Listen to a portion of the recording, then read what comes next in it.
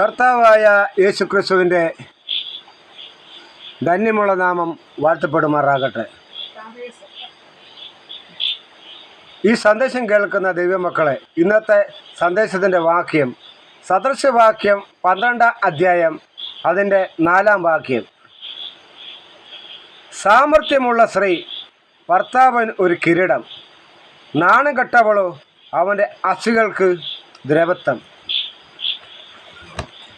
എന്നെ കേൾക്കുന്ന പ്രിയരെ, ബൈബിൾ പറയുകയാണ്, ഭർത്താവിൻ്റെ കിരീടം എന്ന് പറയുന്നത് സ്ത്രീയല്ല, സാമർഥ്യമുള്ള സ്ത്രീയാണ്. വാസ്തവത്തിൽ ഒരു കുടുംബത്തെ പണിയുന്നതും പൊളിക്കുന്നതും സ്ത്രീയാണ്. അതായത് ഒരു സ്ത്രീ വിചാരിച്ചാൽ ഒരു ഭവനത്തെ നന്നായിട്ട് കൊണ്ടുപോകാൻ പറ്റും, എന്നാൽ അതുപോലെ നശിപ്പിക്കാനും പറ്റും.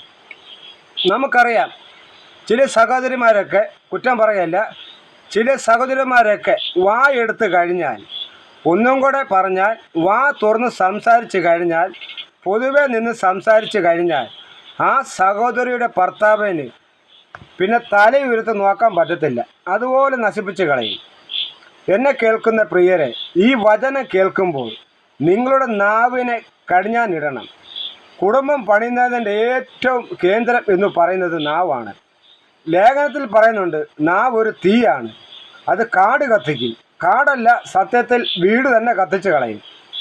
ഈ വചനം കേൾക്കുമ്പോൾ പാരമ്പര്യത്തിൽ ചെയ്യേണ്ടത്, കുടുംബം നന്നായിട്ട് പണിയണമെങ്കിൽ ആദ്യം നാവിനെ നന്നായിട്ട് പണിയണം.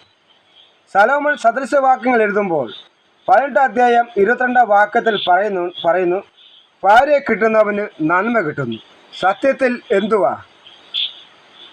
സ്ത്രീധനം കൊണ്ടുവരുന്നത് കൊണ്ടാണോ? അല്ലെങ്കിൽ കുറച്ച് സാമ്പത്തികം കിട്ടുന്നതാണോ?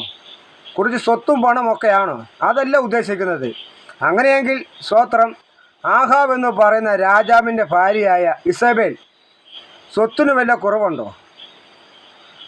സ്വത്തിന് വല്ല കുറവും വല്ല ഉണ്ടോ? അതുപോലെ നന്മയാണോ കിട്ടിയത്? ആഹാബിന് നന്മയാണോ കിട്ടിയത്? വചനം വായിച്ച് നന്നായിട്ട് പഠിച്ച് നോക്കിക്കേ. ആഹാബ് നശിച്ച്, ഇസബേൽ നശിച്ചു. ഭാര്യയെ കിട്ടുന്നവന് നന്മ കിട്ടും. ആഹാബിന് എവിടെയാണ് നന്മ കിട്ടിയത്? നശിച്ചു പോയില്ലേ? സാമ്പത്തികമായും സ്വത്തുമൊന്നുമല്ല ആത്മാവ് എഴുതിയിരിക്കുന്നത്. ഒരു കുടുംബത്തിനകത്ത് ഏത് പ്രതിസന്ധി വന്നാലും സഹോദരിമാർ വിരിച്ച് മുട്ടുമടക്കി ദൈവസന്നിധിയിൽ കരഞ്ഞ് ആ കുടുംബത്തെ പണിതു കൊണ്ട് പോകുവാനുള്ള കൃപ സഹോദരന്മാർ പ്രാപിക്കണം. പുതിയ നിയമത്തിലോട്ട് വരുമ്പോൾ സക്രിയാവും എലിസബത്തും അവർ ഇരുവരും ദൈവസ്ഥാനിൽ നീതിയുള്ളവരായി എന്ന് ബൈബിൾ പറയുന്നു. അവരുടെ വാർദ്ധക്യം വരെ അവർക്ക് തലമുറയില്ല. അവരുടെ ജീവിതത്തിനകത്ത് എന്തെല്ലാം പ്രതിസന്ധികൾ വന്നു പോയേക്കാം.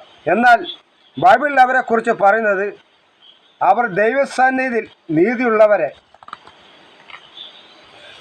അതിനർത്ഥം എന്തുവാ? ആ സഹോദരി നന്നായിട്ട് കുടുംബം കൊണ്ട് പോകാൻ കൃപയുള്ളതായിരുന്നു.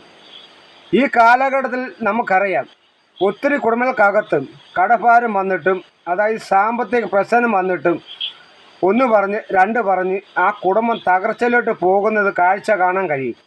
എന്നാൽ പ്രിയരെ, ഈ ദിവസങ്ങളിൽ സഹോദരിമാർ ഒന്നും കൂടെ മുൻകൈ എടുത്ത് വചനത്തെ മുറുക്കെ പിടിച്ച് പ്രാർത്ഥനാപ്പായിൽ മുട്ടുമടക്കി സാമർഥ്യമുള്ള സ്ത്രീയായി ഭർത്താവിനൊരു കിരീടമായി സഞ്ചരിപ്പാൻ ദൈവകൃപ ചെയ്യട്ടെ.